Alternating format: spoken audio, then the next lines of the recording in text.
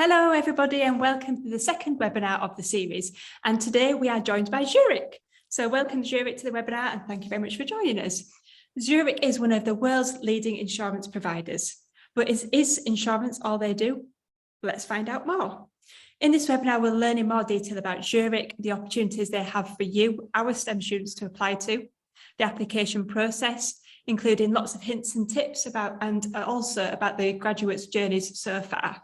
So there's going to be lots to find out about, so stay tuned and listen to us a little bit more. We'll also hear from Tom, Rosa, Will and Paula about their journeys, anything that they've been doing training and development wise and the future that they have in store for them. So as always, we've got lots and lots to fit in. This hour is going to speed by. So let me introduce you to, it's a little bit complicated because I've got my Sophie, who's Gradcracker, and I've got Zurich Sophie. So this, I might say my Sophie a few times in this webinar, but we all know who we're referring to. So Sophie, could you introduce us to Zurich, your role, and tell us a little bit more, please? Yeah, absolutely. Hi, everybody, and thanks for joining us this afternoon. So as Carla said, my name's Sophie and I'm the Early Careers Advisor here at Zurich. So I'm responsible for all of the recruitment into our early career programmes, which includes our graduate and intern opportunities, which we're here to talk to you about today. So in terms of Zurich, we are a global insurance company. And we're part of Zurich Insurance Group, which is headquartered in Zurich, Switzerland, as you might imagine, where we were founded in 1872. And in the UK, we provide a suite of general insurance products to our customers, from motor, travel, life, pensions, casualty, all across the board to individuals and corporate customers. In the UK, we employ about 4,500 people and we're based across a number of different locations. And hopefully today, when you hear from some of our graduates, you will hear and understand the breadth of the roles that exist within our business to support the business and our customers. Perfect. Thank you, Sophie. So as part of the whole applications process, students will get to meet you. Would that be correct in saying? Yes, definitely. You will have some contact with the early careers team throughout the process, either myself or my colleague Megan, but more when you meet face to face, it's about meeting with the business stream that you're applying to directly, just to really get that flavour of who you're going to be working with in the future. Yeah, perfect. Thank you, Sophie. So face to a name, when you are putting your applications together, you might see Sophie, you might see Megan. I know both Sophie and Megan really, really well. So yeah, don't be frightened. Listen to this webinar, mention this webinar when you put your applications in, and let's get to know the grads a little bit more. So Tom, I'm going to start with you, if I may. So tell us a little bit more about yourself, please. So what did you go to, where did you go to university and what did you study? So I went to university at the University of Surrey and I studied electronic engineering. And after graduating, I then joined Zurich on the data and analytics graduate program.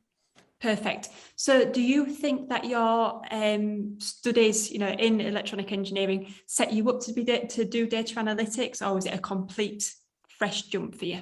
Yeah, it was kind of a slight tangent, but slight one. Yeah, a slight tangent. I mean, I guess the way I see it is, perhaps the exact knowledge I learned in my degree isn't necessarily applicable, but what I found is the way you think about, say, problem solving and sort of those other kind of skills that you might not necessarily think about, they're very cross-compatible with the scheme I'm on now compared to the degree I did, even though perhaps in name they are different subjects. Yeah, it's those transferable skills, isn't it, that Exactly. You pick up during your degree. And go back a little bit further then. So what made you choose to study electronics? It was always just a subject I always really liked. I did it at GCSE, really enjoyed it. I did some sort of small projects at home, soldering and things like that. And then I carried it on and did it at A-level and still enjoying it. So I thought I'll carry on again and do it and do it at university. So I just kept carrying on. But then at university, I sort of thought about exploring different avenues. And I liked sort of the analytical part of the degree I was doing, and I thought data analytics would be a perfect suit. Perfect. And it's working out so far. Yeah, and here you are, and you're still smiling. Yeah. Super, thank you very much, Tom. Rosa, on to you. So I know you've got a little bit of a different story, but if you can start with where you went to university, what you studied, and the whys of all those questions. So I went to University College London, and I did, I did a Bachelor of Arts and Sciences in maths and English lit and linguistics and a few other things as well. So Wow. it was, I kind of describe it as maths with language sciences. That is a right combination, Rosa. Sorry? That is a right combination between maths and English literature. Yeah, that's what my degree directors thought too. And then when I was in my second year, I did an internship in the team, well, not in the exact team, but in actuarial reserving, which is where I work now here at Zurich. Then I graduated and I went and worked in computer science research for about 2 years in research in machine learning and linguistics. So kind of looking at modeling languages with computers. And then I came back here. Cool, and your journey continues.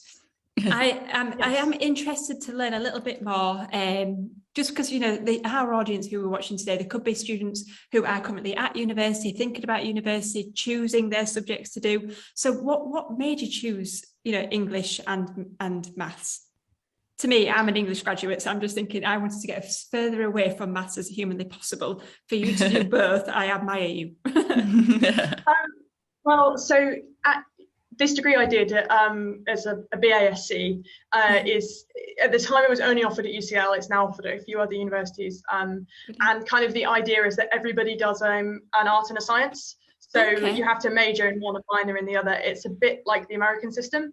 So most people on my degree were doing things that match up more, like they would do biology and politics, and then they can study things like the politics of health care and things like that. But I really loved maths at school. I really loved languages at school. And I was just determined I was going to do this. And you can't do maths and English joint honours anywhere, but you can do this degree and do this combination. But it was great because I also, I learned Spanish. I now speak like pretty fluent Spanish through my degree. And also we did some kind of more general modules, like there was a module in kind of consultancy skills. It's a great degree, I recommend it. But why did I choose those things? I suppose because I love languages and I love maths. Probably if I had had better advice at school, I should have gone and studied linguistics at university, but I didn't know that was a thing.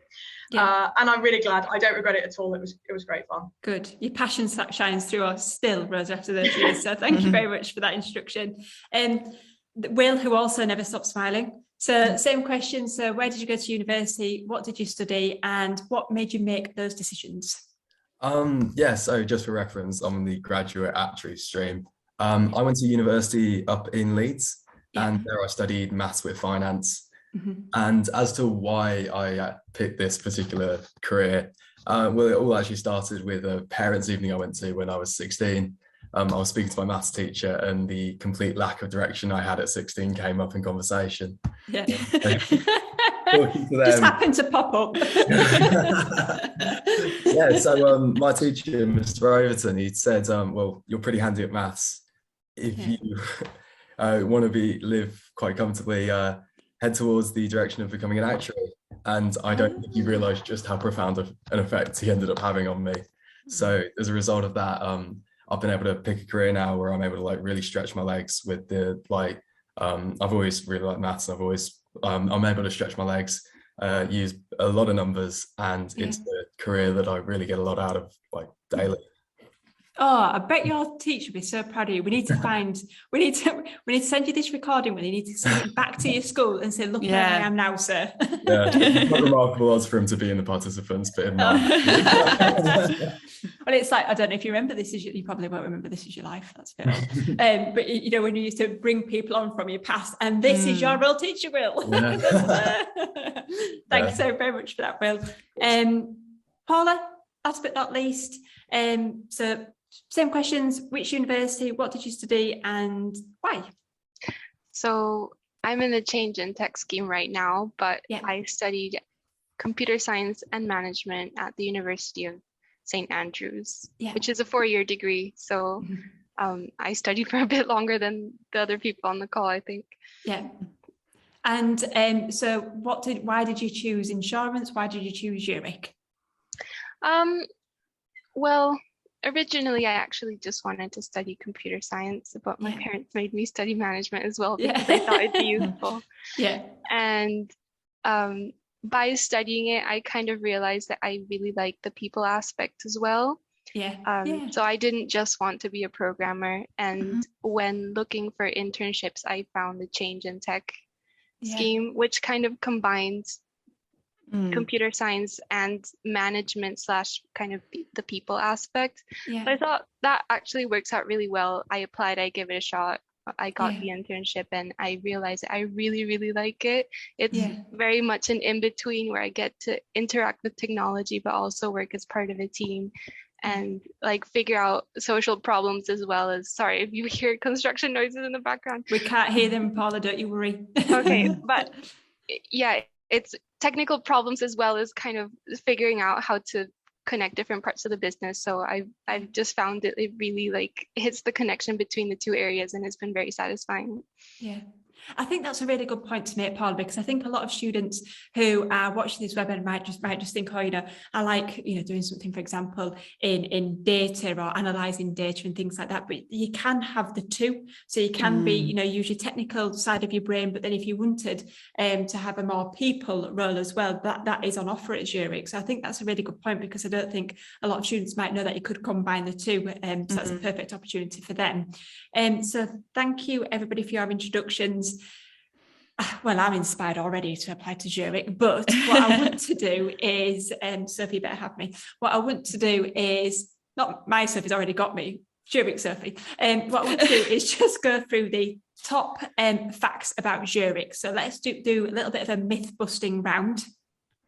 I hope we've all got different ones. So Tom, I'm going to start with you. Do you have a top exciting fact about Zurich, please? One I can think of that comes to mind, because I've done it recently, is the three charity days you get a year to spend pretty much how you see fit for helping out the community. And I actually did one last week with a few people in my team, and we were cooking breakfast for homeless people. So it was a morning thing that we did, and I think we cooked breakfast for about 100 people. And I was one of the chefs, so it was quite intense, but it was really rewarding, and they were like really grateful for it to happen. So it was really a fulfilling thing to do. So I think that's something that perhaps you don't expect. It's quite a nice addition.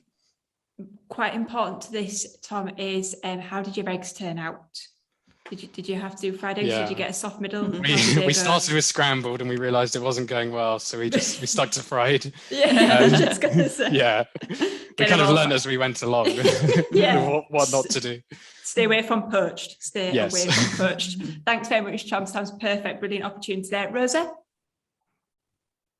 Have you got a top fact? I don't know if this counts. It will do. Say finance in general gets a pretty bad rep for work-life balance. And my partner's friends, when they hear that I work in finance, can't believe I don't sleep under my desk and work 20 hours a day.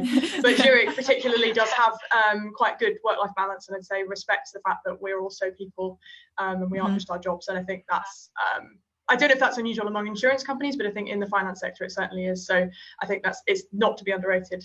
Absolutely not. Lovely. Well, I think everybody's saying the same thing because everybody's nodding away. So thank you very much for that, Rosa. Will, exciting fact, please. Yeah, totally. It's something that I feel like isn't terribly recognized, but in the sort of technical side at Zurich, it's actually an unusually young set of people that work there. I think the median age is something like 28. So if you join the company, you'll actually be amongst people who are quite like-minded and similar station in life to you, which I know for a fact for me, I don't know about everybody else, but made it so much easier to transition from university into the job. Yeah. And I bet that helps from a work point of view and the social aspects as well. Being able to be friends with people who you work with makes things a lot easier. And Paula? Mine's a bit more about the fact that Zurich's quite large. I know I remember at university, a lot of people were hesitant to go work for a corporation because you're just a number and all that. But I'm very surprised that Zurich actually does, in my experience, do well by its employees. So they didn't let anyone go during the pandemic, and now they're helping employees with the cost of living crisis. And it's just stuff that I didn't really expect from a company this size, but it's a nice bonus.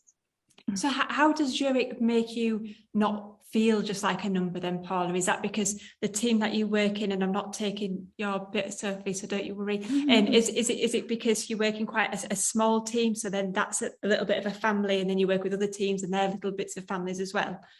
Yeah, at least in IT, we're very team oriented. My team is a fairly large one, but it's still got like 12 people maybe.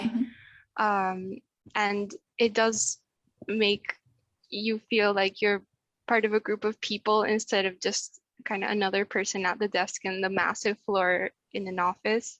And I think that does translate to how your managers treat you and how you interact with your coworkers, and eventually that filters up to the people team, which is human resources as well.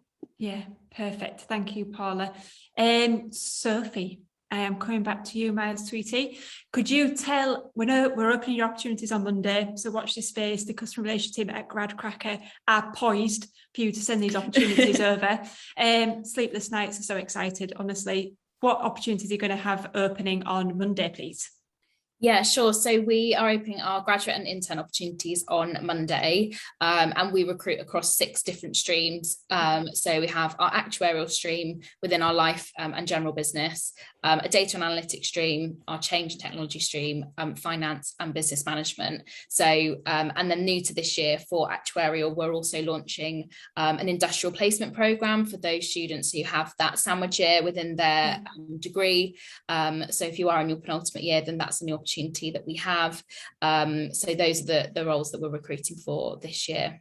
And all STEM students can apply, Sophie? All STEM students, yeah, absolutely welcome. Perfect, thank you. And opportunities, I know that you said at the beginning of the webinar that, you know, you've got quite a few different locations. So employers are doing something different at the moment. So where have you got any specific locations where the students and grads could be based? One question. Secondly, what is it? Is it a hybrid approach to working? Can you just talk us through that, please? Yeah, sure. So our programs are all based out of slightly different locations. So it'll be worth checking the detail on the advert. But our main areas that we recruit out of are Swindon, Fareham, and London in the main, and then there are some other streams that recruit in slightly different locations. Our business program is rotational across the UK, so they're all slightly different. So depending on where you're interested in sort of basing yourself, it's worth having a look at that. And then in terms of our approach, obviously we are in a slightly different world now post-COVID. So our approach is very much hybrid, and we really encourage that between our graduate and intern populations. I think it's really important to have that balance, but also to spend time in the office, you know, supported by your team, around colleagues, particularly in those early days, to really be supported with that learning. So we're taking very much a hybrid approach across all of our roles this year. Fantastic. Thank you very much, Sophie. So don't forget, guys, follow Zurich on Gradcracker now. And then as soon as we go live with the positions that Sophie just mentioned, you know, the internships and the graduate opportunities, we will send you a push notification and an email to let you know. So it's worth giving them a quick follow now and then get everything prepared for Monday's go live date. So what I'm going to do now is hand you over to Sophie, Gradcracker Sophie, and we're going to meet the grads a little bit more. Over to you, my love. Thank you very much, Carla. Thanks all for the introductions that you've given so far. What I want to do firstly is just find out a little bit more about each individual role. There might be some cases where I need you to explain a little bit more about what that actually means. So do bear with me as we go through, because we have students on the webinar today that might be in their first year, might not know anything about the industry overall. So I want to make sure that we're giving a kind of really clear overview to everyone. So Tom, I'm going to start with you. Can you explain again, you know, the team that you're working in, what scheme you're on, and what that involves? Yeah, so as I mentioned, I'm on the data and analytics grad scheme. So there's a few teams you rotate through within that. The team I'm in currently is the data science team, where it's quite a lot of variety of what I do within it. But for the most part, in short, it's involving a lot of analytical work and things like machine learning to help provide insight to other parts of the business that help supplement the work they're doing and help assist the goals and direction they want to take. And then there's a couple of other rotations. So I've recently come from the visualization team, the data visualization team. So they look at doing reports for the business, things like not just charts that tell you information, but completely interactive dashboards where you can click there's, for example, a claim or something you're worried about, you can dig deeper into it, and it's completely interactive. So it's a completely like sort of transformational way of how you report things, rather than just a static chart that you can look at on a spreadsheet. And then the other rotation, which is where I started, was data engineering, where they sort of, without trying to use any sort of buzzwords or anything, they look at transforming the data we have within the company, so then it can be used for teams like the visualization team so they have the data in a nice way to then be used to create exactly what they want for the visualizations they might be doing. Fantastic, thank you so much. That's a good overview. And when did you first join Zurich? I joined in September 2020, so I think today is actually exactly 2 years since I joined. Oh, happy anniversary. Thank you. And when will you complete, how long is the graduate scheme? When will you kind of come off that and go into a full-time role, if you like? Yeah, so I think it varies a bit between schemes, but mine is towards the end of this year, or at the end of this year, I look at getting sort of a permanent role within a team. So that's sort of just 2.5 years-ish, around that amount of time frame. And do you have any? Oh, sorry. Go on, Carla. And do you have it? I told you it'd be like this, Sophie. And did you have any? Sorry, Tom. Do you have any choice about which team you go into? Then, when you just mentioned, you've got to go into a permanent position, is it up to you, the hiring managers? How does that work?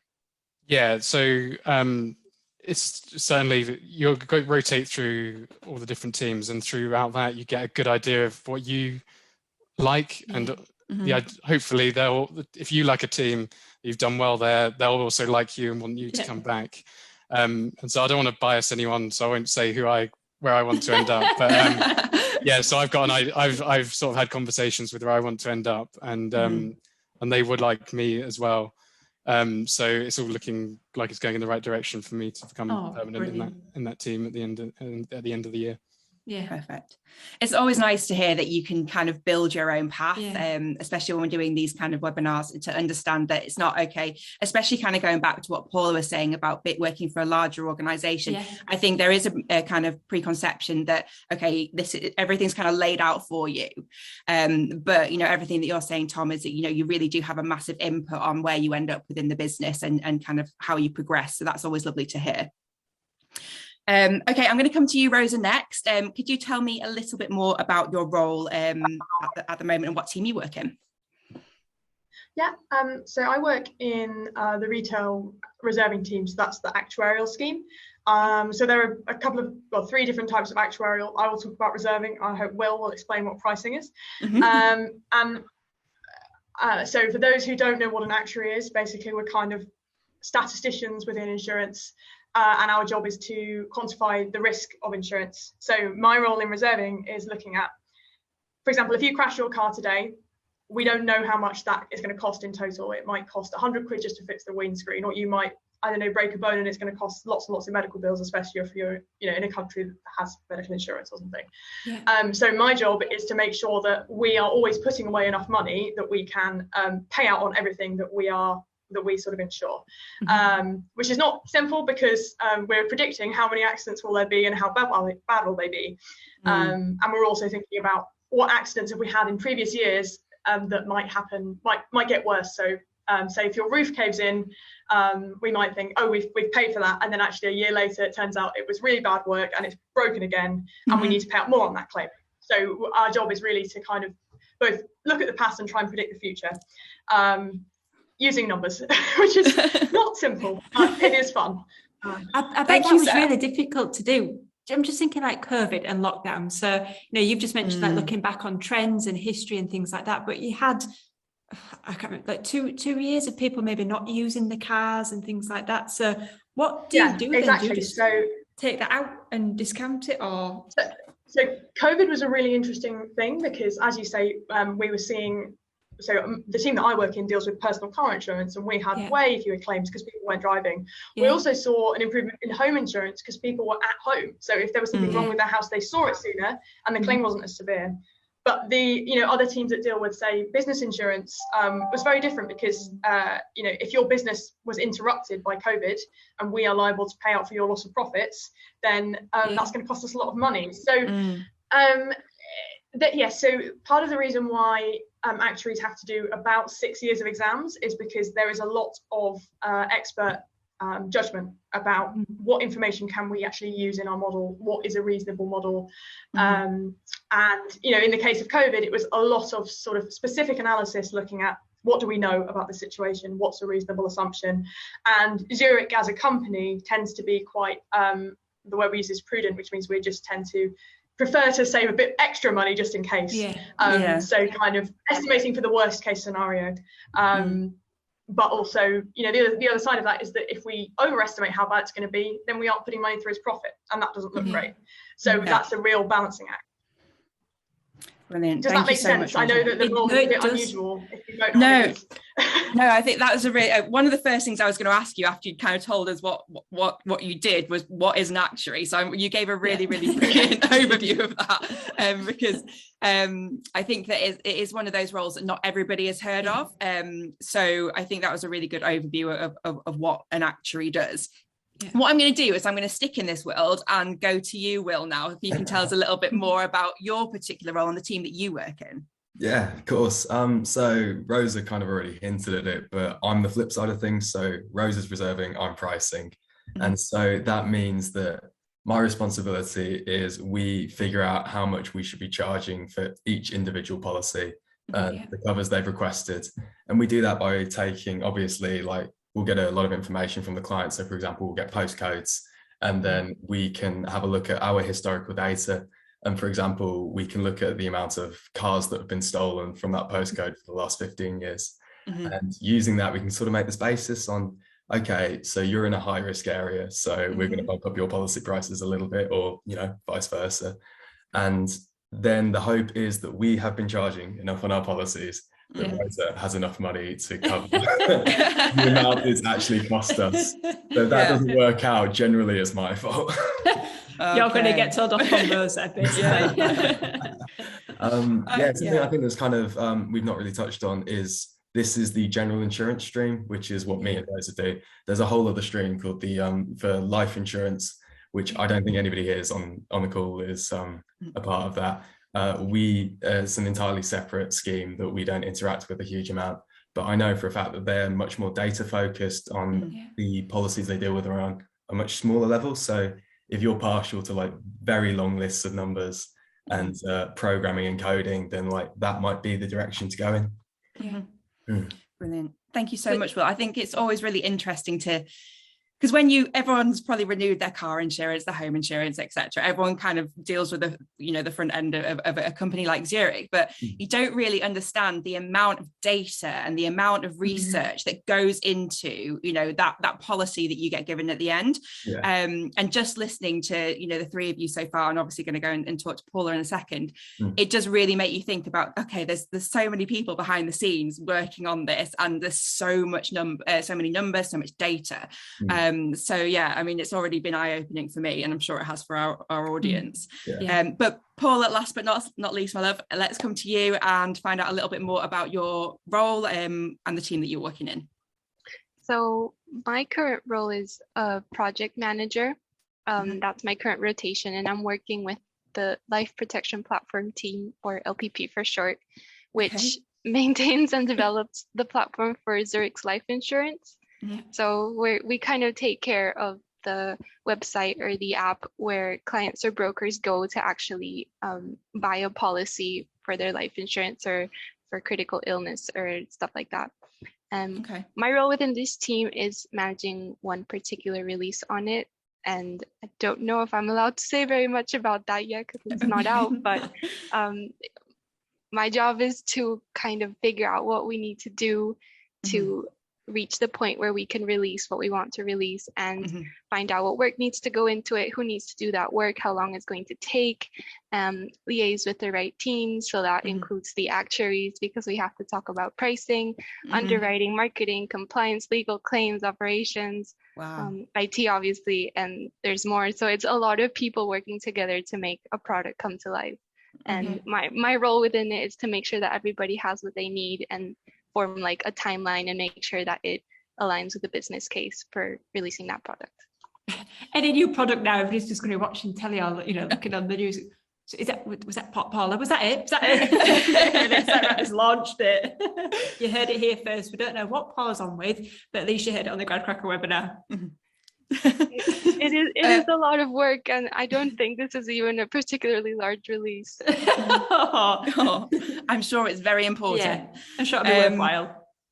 Paula, I just want to kind of ask you a little bit more about, because the scheme itself is called Change, Technology and Management. So that's kind of three big, to me, that sound like very different areas. So with your current role, for example, in the project management, are you doing coding or are you doing more on the kind of planning?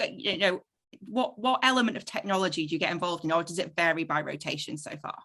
It does vary a lot by rotation. So my previous rotation was with GDPR, which it stands for General Data Protection Regulation, which we have in the UK.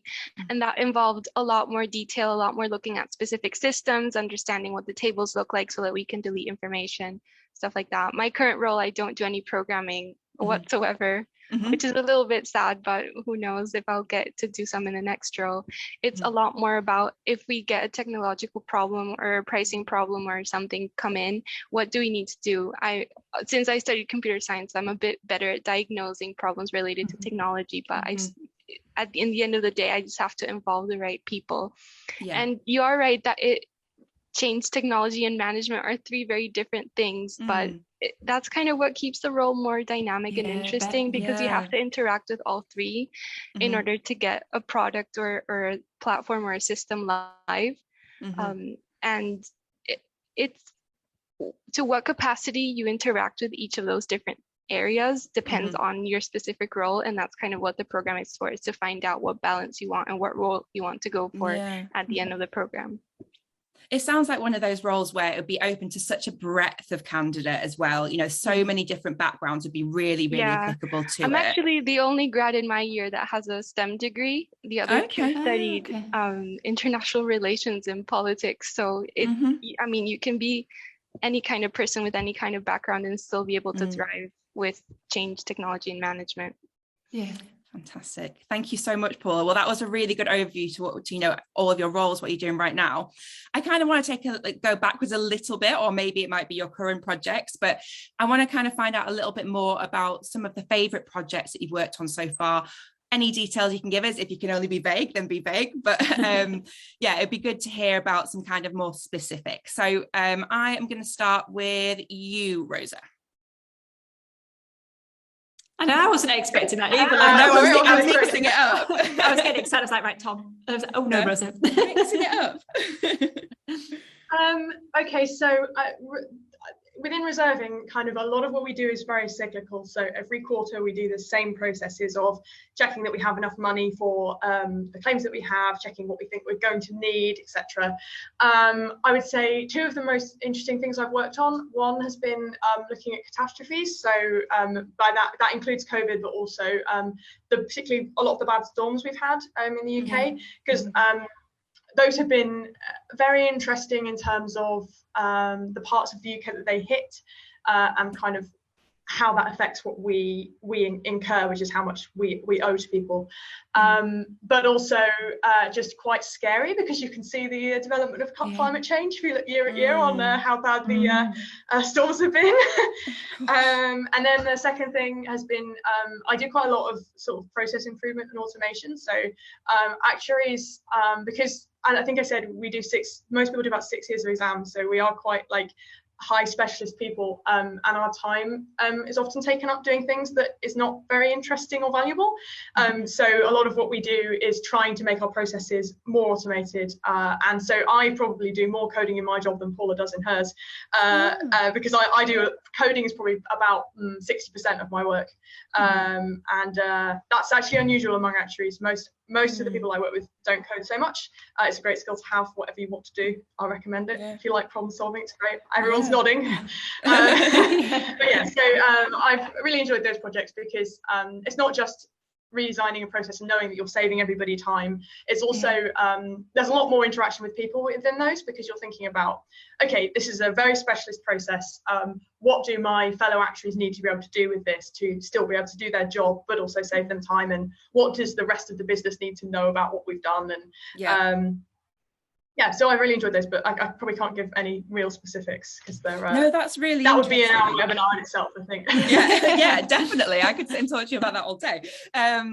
But one question that did pop into my mind when you were talking, Rosa, about the storm specifically and how that in the UK, is it just the UK that you kind of focus on, or do you do anything with other countries in terms of looking at data in those areas as well? So obviously we're part of a group, and we do look at catastrophe events on a group level. However, we are only UK reserving, so our job is mostly looking at the UK. But we basically provide the group data about our cats, and then they kind of analyze it, and then they tell us things about it that might be helpful. But one of the things is that just often the ones we're most interested in haven't been the worst for the UK, they've been the worst for the whole group. So if there's been a very bad storm in Germany that's hit the UK a little bit, we're actually more interested in that because it's affected the group as a whole a lot. But yeah, mostly we focus on the UK here, and then in Switzerland, that's where they deal with the rest of Europe, basically. Yeah. Okay. Sophie, can I just ask Rosa a question about the exams? Because you have said twice now, Rosa, about, like 6 years worth of exams. So if I was just having empathy, with our audience and student looking in, so I've done my GCSEs, done my A-levels, done 3-4 years at university. Were you motivated to think, right, okay, I've got another 6 years worth of exams that I've got to battle on and do? And how do you keep that motivation up? And is it a little bit daunting to think, right, I've got another 6 years worth of learning, educating, sitting exams and everything else? What would you say to students who might start to think, Rosa, I want your job, but I'm a little bit worried about the exams? So it is daunting. I won't deny it. I'm sure Will will maybe have some opinions on this. But he did say something along the lines of, if you want to live comfortably, then go and be an actuary. And I think one of the reasons they say that is because you're so specialised, you do have good job security. Insurance companies can't function without actuaries, and that is, a really, especially in today's world, a really nice thing. It's also a very world-recognised qualification. So if you're interested in working in other countries know what it means. Particularly the UK system is considered very, very rigorous. And you are studying and working at the same time, but your exams feed into your work and vice versa. You do get, especially Zurich offers a very good study package, so they pay for your materials, they pay for your exams, you get specific study days for your exams to work for them. I guess one thing is that, and this is true of most companies, but you typically get a pay rise every time you pass an exam, which is a nice little bonus. And it does mean if you are very fast at passing exams, then you can sort of increase your salary quickly. Not that I can say that's happening for me, but I'm making decent progress. I've passed a few of this like that, so it's all good. It's a sacrifice. You're sacrificing some of your 20s, but also you are knowing that it's a bit, in some ways, it's a bit like having a PhD. It's like it's a very well-respected qualification. And it is worth it. I think if you find it interesting, it's worth it. Yeah, and you can live comfortably, but you need to earn it. Yes. Definitely. I actually think on that topic, something that's quite important to mention is that we don't have a pressure to pass your exams. Like I know people have fully decided that they don't want to pursue the qualifications anymore, and they've just outright stopped. And that hasn't at all jeopardized their career at all. Zurich is really supportive of doing them at your own pace or taking a break if you feel like you need it. So it isn't something that you have to do. It is really put the brakes on if you're finding it's not for you. Oh, that's a really good point. One other thing about them is that, and I hope we'll agree here, actually, not all of them are maths exams, a lot of them are, but the content isn't any more difficult than A-level maths or maybe very early first year university maths. The reason they are difficult is because you are working full time and doing exams at the same time. And that's why they take a long time. But actually they aren't, there's nothing, you don't have to be a mathematical genius to do this. And lots of people who did economics degrees, I even know people that did languages degrees who are actuaries now. So it is not, I think it's the time commitment, not the content that's really tricky. Let's find that balance. Perfect. Thanks, Rosa. Thanks, Will. Great, thank you, Rosa. I'm going to come to you now, Tom, to find out a little bit more about some of the specific projects that you've been in, please. Yeah, I can think of quite a few examples, but I'll try and narrow it down. I think one that comes to mind is quite good because it shows the value of doing the rotations. Yeah. Because it's sort of skills you pick up in one team, although it's you're going to different teams, they're certainly applicable as you rotate. So as I said, I started in data engineering and then a little while after joined the data science team. And because they knew I'd been in the data engineering team for a while beforehand, they knew I had that experience. So I used those data engineering skills for a data science project. Yeah. Okay. So sort of in summary, we had a project where we had internal data that we already had, but we also needed some external data. And with this kind of thing, it's not like you just press download on the internet and you've got it. Yeah. There's a lot more to it than that. And that's where the sort of data engineering skills came in. So I was the one who worked on bringing this external data in that we needed for this project.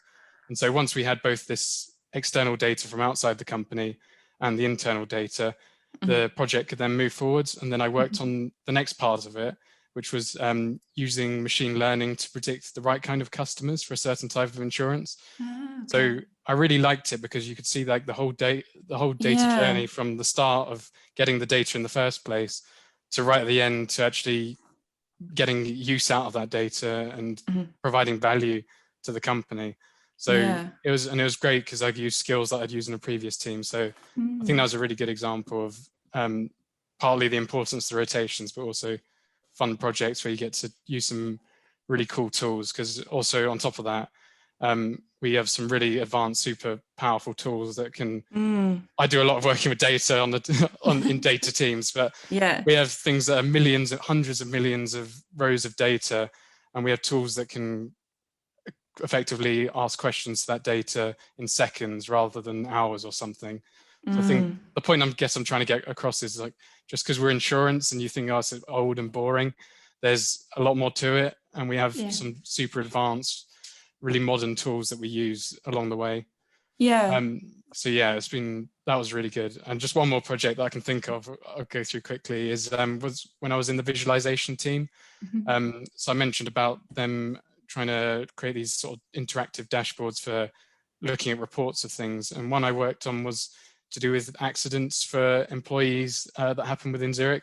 Fortunately, there's not many. But what originally the health and safety team were using, they just had a few bar charts of things telling you sort of, for example, the number of hand injuries that have happened in the last year or something, or the number of head injuries all in one bar chart. And then I completely transformed this while in the visualization team into this interactive dashboard where you had a silhouette of a body with hotspots telling you, oh, hand is where most of the injuries are happening, for example, or the head.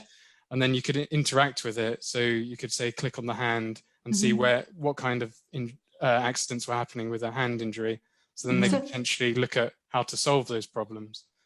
So obviously that would go then to management level, Tom, I'm guessing. Would you present that back then to your seniors and say, look, this is information, you can use that? Yeah, absolutely. And there's a health and safety management group that get together, I think every quarterly, and I actually demonstrated what I'd been creating in there. And what was really lovely is the chief HR officer was in that, and he really liked it, and he emailed me after saying, oh, I really like the work you're doing. So that was a really nice rewarding part of it. So I didn't expect someone at that high level to be interested in the work I'm doing. Oh, brilliant. No, that's great.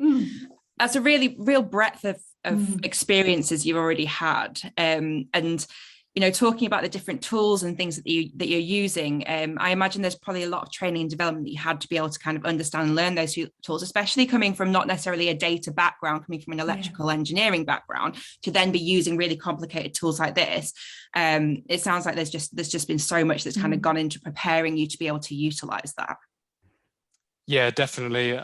So as part of the scheme I'm on, we're also doing a data science degree. So you're learning, alongside that, you're learning as well. So we have 1 day a week for that. And there's also Zurich pays for a lot of qualifications. for example, with Microsoft that you can do, you get paid for, so you can do it for free. That actually would cost hundreds of pounds if you did it by yourself. To be able to learn about some of the tools and actually get certification from it for some of the stuff that we're doing. So it's all really good.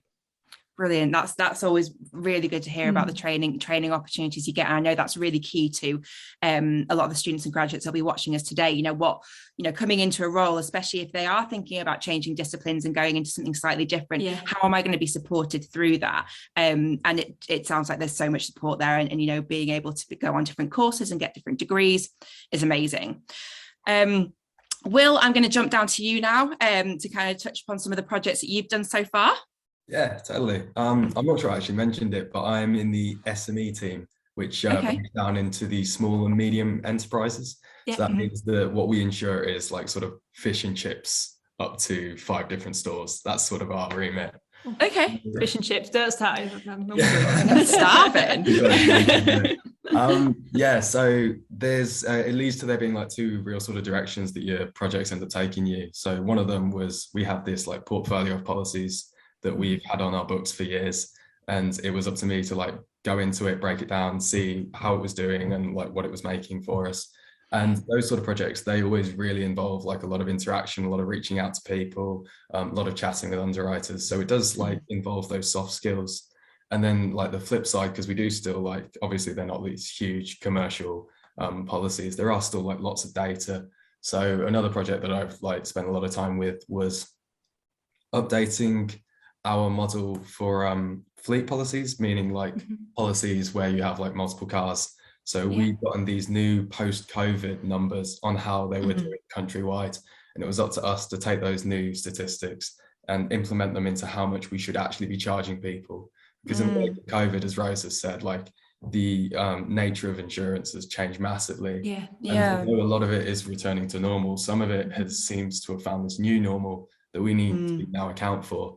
So it was actually a really satisfying project to work on, because sat there, plugged in all the numbers, ran all the data, and then came to the conclusion that actually across all the policies that we're writing, we should actually bring our prices down by about 10%, which was a really great feeling to realize that it was doing a little bit of good. Especially at the moment. In this economy. No, that's really interesting to hear. I mean, just listening to the 3 of you so far, the types of things that all 3 of you have got involved in is such a range of different industries, different sectors, different technologies. And that's just 3 people at Zurich. So I think that's a really interesting insight as well.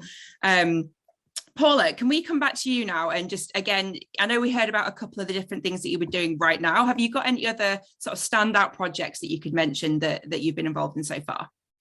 Yeah, so I mentioned it already, but this is only my 2nd rotation, and my first one was in GDPR.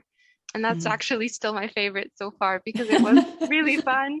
And Rosa mentioned about the catastrophe team, and I actually had some interaction with them, because a big part of right to erasure is the question of how long can we keep people's data, and insurance is built on having historical data. And up till GDPR, we just didn't delete anything. So now we have to find out how long we can keep things before we have to delete them. And part of that negotiation was, how long does the catastrophe team need stuff like flood data, geolocation addresses, in order to be able to do what they have to do, but also not keep people's addresses for 100 years. And so it involved a lot of really interesting conversations like that, or finding out that a database that's like 50 years old use people's names as a primary key, and that's obviously personal data. So now we have to redesign the database in order to be able to delete people's info. So it had interesting bits like that. It was a lot of discovering how to do something, figuring out how to delete a piece of information and what it would take, because when you try to delete something off of a database that was coded in 1975, it creates an error that then trickles down to all the other systems that are tied to it. So it was actually a lot more complicated than it seemed, and I found it really fun. You just don't think about any of this, do you? No, that's what I was going to say. When you just go to do like your house insurance or car insurance, you go put everything in, it just comes up £23.50 a month, and you think, oh yeah, that'll do. But all of you guys, everything that you do to go behind that, £3.50, whatever it is. I'm just completely making that up. It's just, phenomenal. So you're right, Sophie. It is not just insurance, is it? You know, these guys just do everything. Oh. Yeah. And I think it's one of those things as well. I mean, I know probably most of our audience will have heard of GDPR, but they won't have thought about the implications that had on a wider industry level. Because I know obviously as Gradcracker, we had to be GDPR compliant when everything came in.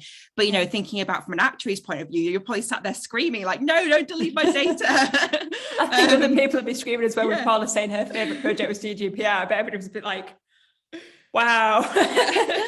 I get that a lot of people being like, oh, you poor thing, that must be so boring, but it really wasn't. When you mentioned GDPR earlier on in the webinar, I was like, oh, my GDPR, that's an absolute nightmare. And you're like, that's my favourite project. I'm sorry.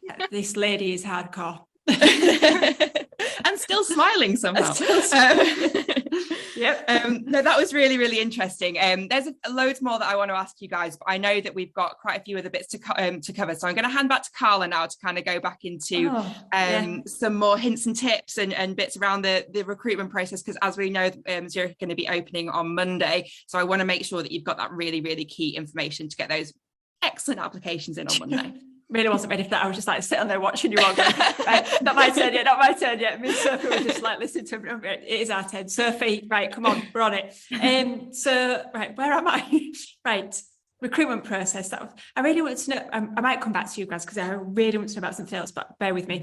Recruitment process, Sophie, my love, what is it looking like this year? Yeah, so for this year, we've actually completely redesigned our recruitment process. And we're really hoping that it's a much more immersive experience for candidates, in the sense that hopefully today we've brought to life some of the roles, but throughout the scenarios that we're presenting, we're giving you a bit more of a flavour of that. So in terms of the application process, we're obviously live on Monday. We're open for, I think it's about 7 weeks. We close on the 30th of October, but obviously recommend you get your applications in early. It's picking the stream that you're most interested in. So we've got the guys here today from different streams. So have a look at all the roles and see what kind of suits. And then you will submit your application, and granted that you meet our minimum criteria, all of which you can find on the Gradcracker Hub, you will then be progressed to the first stage online assessment. And that really is designed around understanding a bit more about you, some of your working style and preferences. So really encourage you to kind of be honest with that. There's nothing to trick you out. It's not a right or wrong. It's very much just understanding a bit about your preferences. And then after that, if you get to the next stage, that's called our job simulation and video interview. So what will happen is you're presented with lots of different sources of information, and it's based on a project, and then there'll be different questions for you to answer. So there'll be a couple of video questions, but mixed in there with some written and sort of rank or slider questions for you as well. And then if you pass that, then the final stage will be to meet with that particular business area. So that will be your opportunity to have an interview with them, and we're moving towards a strengths-based interview approach, so slightly different to competency-based, more around I guess less about having lived experiences and more about how you might approach things, what you think of those scenarios, and that's really your opportunity to meet with the business area, find out about what the team's like, your opportunity to ask questions and get that real flavour for Zurich, hopefully. So that's our recruitment process for this year. And is that, so the final stages that you mentioned, Sophie, are they in person, virtual? Undecided yet, actually. I think it might be a blend of both. We're really keen to get people, to be able to see the offices and see the environment they're working in, but appreciate that, it might be a long way to travel. You could be based somewhere completely different to where you might be applying for a role. So we're very mindful of that. And also thinking about our sort of sustainability agenda as well. And travel, we're trying to really think about an approach for that. But at some point, whether you don't meet us face-to-face in the interview process, we're quite keen quickly after we've offered you to meet you in person so that you can meet your team as well and have that opportunity. I think that's really important. Yeah, definitely. I like that sound of the recruitment process there, Sophie. So just thinking specifically to our audience, obviously STEM students, would you give any specific hints and tips to them during this webinar? Yeah, definitely. I think it's really thinking about what you'd like to do. You know, we've got lots of different opportunities. There's hopefully something for everybody, but hopefully today you've heard about the different career opportunities that each stream might, you know, eventually end up with. So I think it's really thinking about that initially, and then throughout the process being able to demonstrate, you know, why you've chosen that, what motivates you, you know, have you kind of considered what longer term looks like? You know, for the guys in actuarial, it's a huge commitment to go and you know, start taking that exam process. It's not something we encourage people to go into lightly. So it's really thinking about whether that path is for you. And we want to understand that you've understood what that looks like, hopefully, as well. So the more that you can share that with us, I think the better. And I just encourage people to be themselves, you know, show some personality. We really want to get to know you throughout the process as well. So nothing kind of particular in terms of the tests, other than don't overthink them, be honest about what your preferences are, you know, just kind of put out there what you think is right. You know, there is no right or wrong in some of those instances. So that would be my tips, really. And there's lots of different ways that you can research different streams as well, isn't there? Obviously, you can mention that you watch this webinar. Obviously, all the guys have parts of different streams and things like that. So highlight that. The hub on Gradcracker, Sophie's worked really hard in sending over all new content. You know, we're still updating it as we speak, ready for the Monday go live date. So there's lots of video content on their profiles and things like that. So there's endless almost endless ways to show that you've done your research. So thank you very much for that, Sophie. Don't forget that you need to be following Zurich on Gradcracker to be alerted for Monday's opportunities go live date. I've got 4 minutes, so I'm going to loop back to the graduates because there's two things that I want to know about. Rosa, you touched on this at the beginning of the webinar, but moving away from the work side of Zurich, you know, what other things can you be involved in if you wanted to, like sports activities or networking groups and things like that? So this is definitely an area that our students watching is really interesting. So I'm not going to be difficult like Sophie. I'm going to go to Rosa, you've unmuted yourself. Like, you go first, love. You go first. You said my name. I thought you were asking. I cannot speak to the sporting side of things because I can barely walk straight. But I have been involved in, Zurich has a lot of really good D&I groups. There's the Women's Innovation Network, the Cultural Awareness Network, etc. So one thing I did was they do these things called career conversations where they get someone who's very early in their career and someone who they describe as more embedded, i.e. has been in their job a lot longer, to answer the same questions on one call. My manager signed me up for one. I just so happened to be with someone who was starting on the executive board the week after, was the other person. There were 100 people on the call. I was expecting about 10. But that was really good fun, actually. And you know, really nice actually to talk about my weird background and with a future leader. I think there's lots of opportunities like that if you're willing to put yourself out there for those. Yeah, and sticking with you, Rosa, first day at Zurich, what would be your key tip to students? So if they're starting Zurich a week on Monday. 2 tips: try and be in the office for your first week because like all large companies, you will have IT problems and they are much easier to fix when there's someone sitting next to you can ask about them.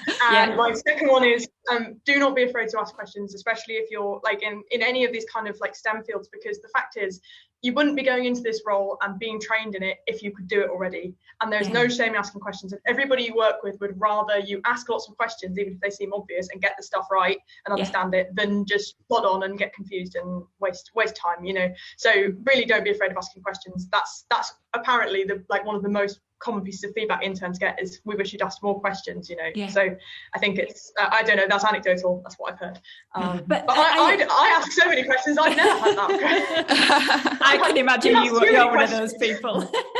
No, I think it's a no-brainer, Rose, and I think from the other side of things as well, the person that you are asking that question, they want to be asked, you know, they've got all this knowledge, they know it all. And it, you know, when somebody asks me a question about Gradcracker, I'm buzzing. I'm just thinking, oh yeah, I'll tell you everything I know about Gradcracker. So people like to be asked questions as well. I think that's another side to that story. So Rosa, you've been an absolute dream. Perfect. Thank you very much for all your answers today.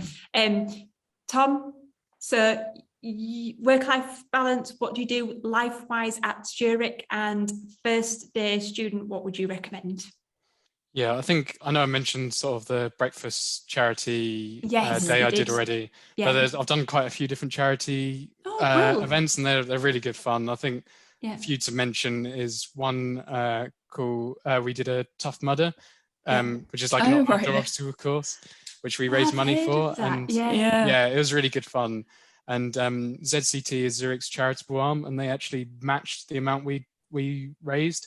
So I think we raised about £1,500, and then ZCT, or Zurich Communities Trust, matched it, so it was like £3,000 raised for charity. Oh, so, wow, well done. That was a really good one. I think there's also a charity five-a-side football going on next week. I'm on holiday, unfortunately, but it's quite a good one because you effectively get paid to play football or whatever, so you can think of yourself as a professional footballer.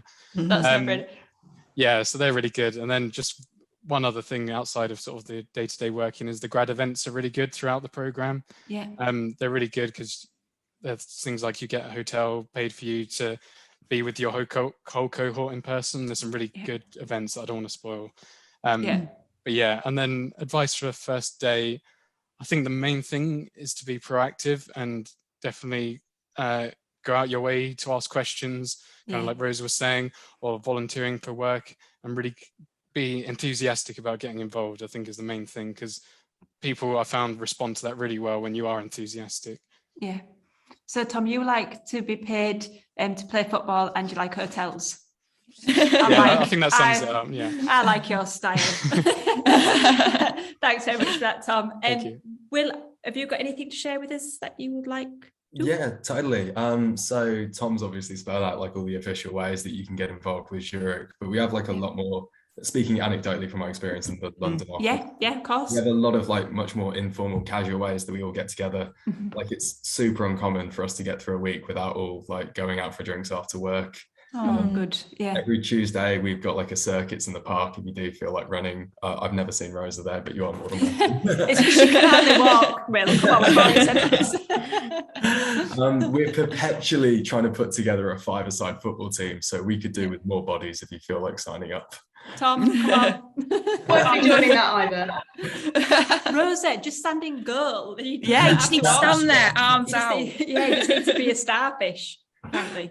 So and like to sort of piggyback off that, like my tip if you're starting up in Zurich is just say yes to everything.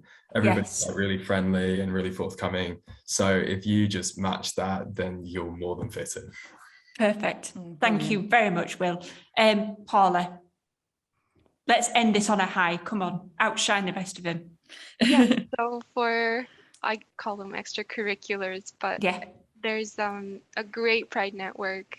There's a lot of work going on in the sustainability side of things as well. I'm part of an IT sustainability group, which is always working to find new things that we can do. And Zurich just appointed a chief sustainability officer, so they're trying to take it a lot more seriously now, and it's taking a priority within company initiatives. There's, like the others mentioned, a lot of things to do with other grads. We like getting together and just booking a meeting, but really just catching up sometimes. And Don't admit that online. Everybody knows it's okay. Catch-ups are encouraged, and there is a lot of other stuff to do. And for the first day, I guess my biggest tip would be, I think a lot of people put a lot of pressure on themselves, and something that was told to me that helped me out was you don't have to get everything right the first time.